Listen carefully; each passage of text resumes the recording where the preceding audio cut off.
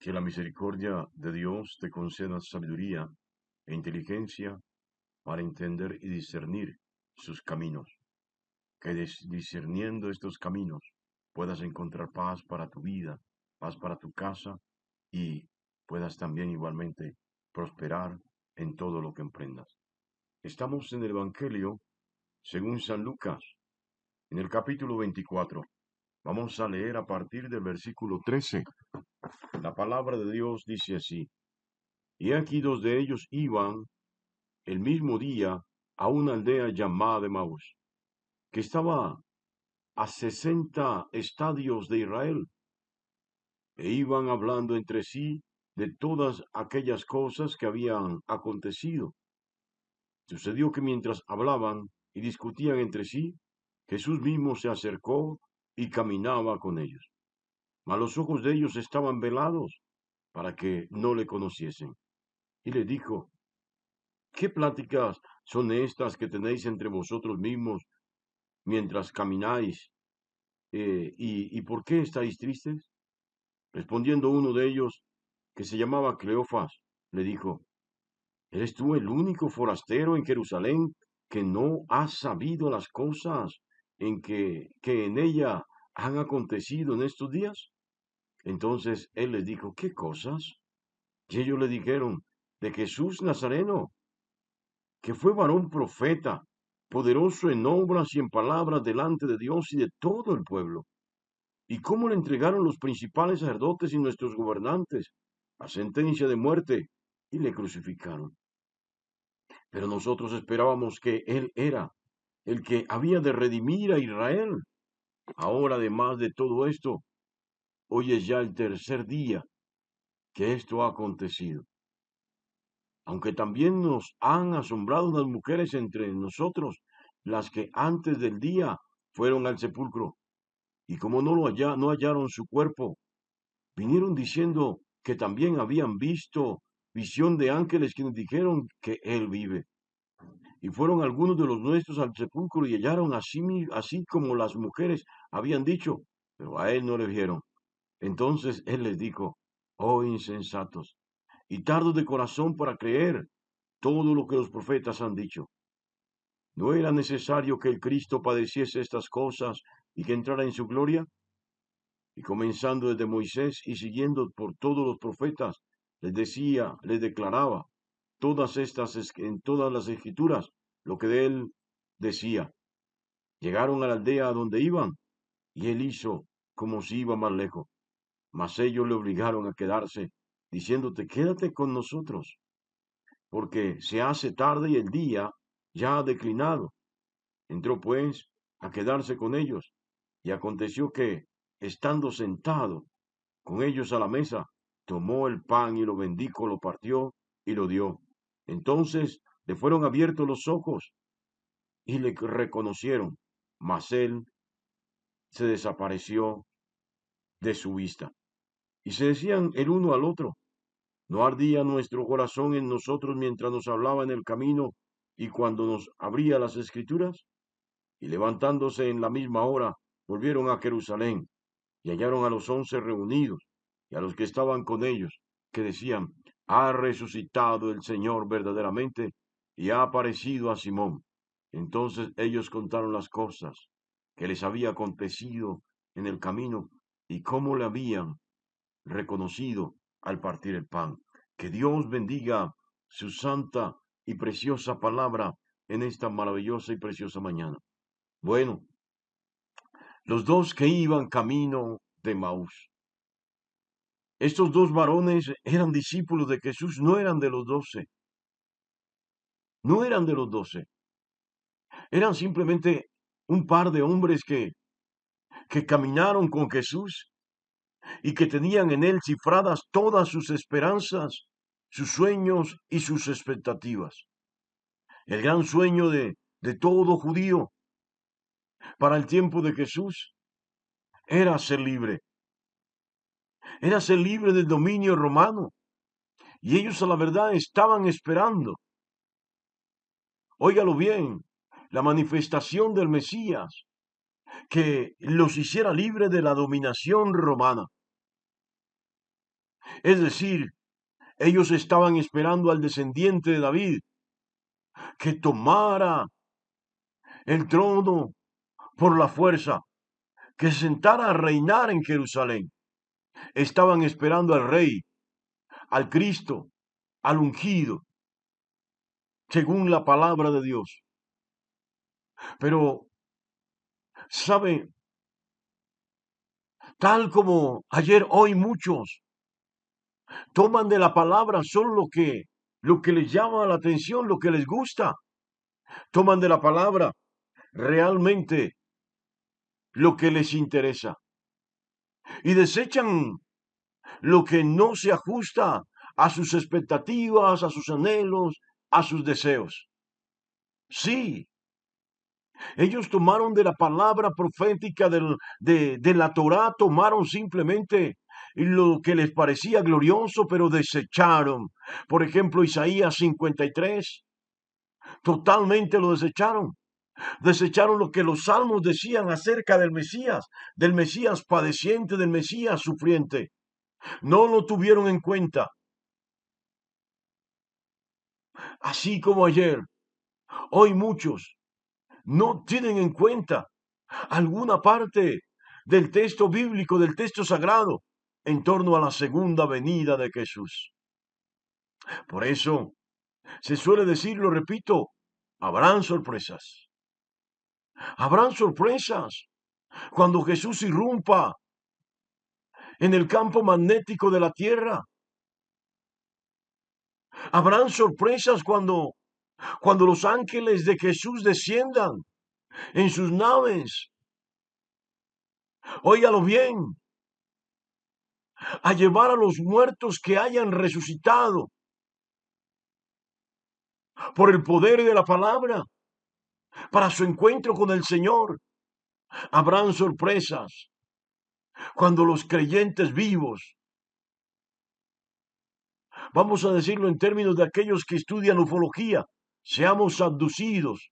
La Biblia dice seamos arrebatados para encontrarnos con el Señor en el aire.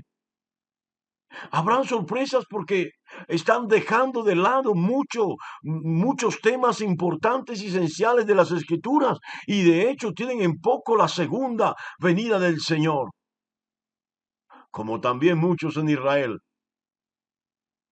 Óigalo bien, en los días de Jesús tuvieron en poco, vieron como una utopía, como algo inalcanzable, como un sueño fracasado, que el rey se manifestara. Y eso es lo que pasó con estos hombres que iban camino de Maús, discípulos de Jesús. Vieron en la cruz el fracaso. Sí, bueno, el Papa Francisco, este Papa argentino, dijo que la cruz era el fracaso de Jesús. No, no. Es el fracaso para muchos que esperan de Jesús algo diferente a lo que Él realmente vino a ofrecer. La mayoría de los seguidores de Jesús estaban esperando una intervención poderosa militar de Jesús. En su grupo, insisto, había muchos celotes, hombres judíos alzados en arma en contra del dominio romano. Estaba Andrés, estaba Juan, estaba Santiago, estaba Pedro. Eran celotes. Óigalo bien, y ellos esperaban que a la voz de Jesús se unieran otros, como cuando entró en Jerusalén esta última semana y fue proclamado como rey. Pero cuando lo ven crucificado, cuando lo ven en el madero de la cruz, ven el fracaso de sus sueños personales, individuales, mezquinos y egoístas de grandeza, de enriquecimiento, de poder y de dominio natural. Lo que vino a ofrecer Jesús con su muerte, óigalo bien, fue el perdón de los pecados y en ellos salvación y vida eterna. Él vino a reconciliarnos con el Padre, a volvernos en comunión con su Espíritu. Qué tremendo esto, porque estos hombres vieron en la cruz su fracaso y estaban sumergidos en su dolor. Por eso cuando Jesús se les aparece, se les manifiesta, no pueden verlo. Sabes, yo no sé si entendiste lo que acabo de decir. Cuando das mayor valor a tu depresión, cuando das mayor valor a tu dolor, a tu sensación y sentido del fracaso, de la derrota, de la miseria, entonces no puedes ver que Jesús también va contigo. No puedes ver lo que Dios te está reservando. No puedes ver lo que Dios ya hizo por ti. Sí, no puedes entender, no puedes comprender la dimensión de la obra de Jesús, la dimensión de la obra del Padre, la dimensión del poder de Dios que se ha activado a tu favor. Sabe, a muchos les costó y aún les sigue costando creer en la resurrección de Jesús. Estos dos estuvieron cuando María Magdalena, Juana y la otra María y las otras mujeres fueron a testificarle a los discípulos que Jesús había resucitado. Óigalo bien. Tal vez lo miraron como una desfachatez, como una locura. Y mientras Pedro iba con otros discípulos a mirar la tumba que estaba vacía, a verificar las palabras de estas mujeres, estos hombres vinieron camino de Maús. Algunos autores dicen que estaba cerca, y estaba cerca porque ellos llegan al lugar, pero luego regresan a contar lo que había acontecido de camino. Óigalo bien, mi amado, mi amada. Qué difícil es cuando decides sumergirte en la depresión, cuando decides quedarte en el problema, cuando decides quedarte en el fracaso. No puedes ver, tus ojos están velados. Sí, enturbiados, cegados, para poder ver la obra maravillosa, poderosa que Dios ha hecho a nuestro favor. Es como aquel que está en el desierto y su mente empieza a disvariar, su mente empieza a percibir cosas que no son y pudiendo ver su realidad y buscar una salida se va agotando. ¿Sabes, mi amado, mi amada? Jesús iba caminando con ellos y no pudieron verlo durante un tiempo. No porque Jesús no quisiera que lo vieran. El problema estaba en que ellos estaban mirando la crucifixión, la muerte de Jesús de una manera natural. El problema es que ellos estaban mirando la cruz como el fracaso de ellos. El problema es que ellos estaban mirando toda la escena como que Dios no respondió, Dios no respaldó. Aquí ya no va a pasar nada. Es necesario regresar por el camino por donde vinimos. Esa era la percepción de ellos, y cuando pones tu mirada en el pasado, cuando decides regresar, hay una gran dificultad. Cuando decides volver atrás, hay una gran dificultad para poder entender el mensaje de Jesús, para poder entender el propósito de Dios, para poder entender la obra poderosa de Dios. No puedes volver atrás, olvídalo, deja, sigue avanzando en la perspectiva correcta. Recuerda a la mujer de Lot, miró hacia atrás y se convirtió en estatua de sal. No fue salva, murió, pereció en la condenación que había para Sodoma y Gomorra, en el juicio que Dios le hizo a Sodoma y Gomorra. Ella pereció por mirar el pasado, por mirar para atrás, por volver a la vida, a la vieja manera de vivir, por no seguir avanzando en la perspectiva de Jesús y por no mirar y enrumbarse hacia el camino correcto. Yo no sé si en esta mañana usted está comprendiendo, pero aún ellos no creían ni siquiera en la resurrección de Jesús. No creyeron las palabras de estas mujeres, pero Jesús iba con ellos. Sabes, cualquiera que sea tu momento de crisis, tienes que saber que Jesús va contigo. Y Jesús espera no solamente que lo invites a quedarte en su casa, en tu casa como un forastero, como quien hospeda a un extranjero, a un desconocido. Jesús espera que lo reconozcas también a Él, que cuando Él te hable le escuches,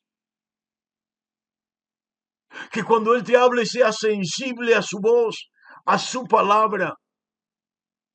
Eso espera Jesús. Y que no lo sigas mirando como aquel que tiene un crucifijo con un muñequito colgado. Y ahí es que está fracasado. El muñeco que está en la cruz colgado, ese fracasó. Pero Jesús, no solamente la tumba, no solamente fue bajado de la tumba, hasta hoy la tumba está vacía. Óyelo bien. Óyelo bien. Tienes que empezar a mirar a Jesús y a creer en su victoria sobre la muerte y no seguir mirando al Jesús materialista que muchos hoy están enseñando, al Jesús que da riquezas. No, no, Jesús no vino a dar riquezas, Jesús no vino a dar cosas materiales. Yo insisto en esto, Jesús vino a darnos vida y vida en abundancia. Esto es vida eterna, a perdonar nuestros pecados. Y entonces, cuando empezamos a mirar al Jesús desde la perspectiva natural que da cosas materiales, no podemos ver al Jesús real, al verdadero, al que murió en la cruz, al que fue bajado de la cruz y fue sepultado y al tercer día resucitó. No podemos ver al Jesús que está sentado a la diestra del Padre y no podemos entender ni comprender que Él prometió volver y esperar su segunda venida. Óyelo bien, no olvides, aunque tú no lo veas, aunque tú no lo entiendas, aunque no lo creas, aunque no lo percibas, Jesús, en tu tristeza, en tu dolor, en tu depresión, en tu adversidad, va contigo, como dice la palabra. Óyelo bien, va caminando a tu lado, contigo, paso a paso, contigo. Tienes que reconocerlo. Escucha su voz y reconócelo en el momento en que lo invites a sentarse contigo a la mesa, aún como forastero. Dios te bendiga grandemente en esta maravillosa y preciosa mañana.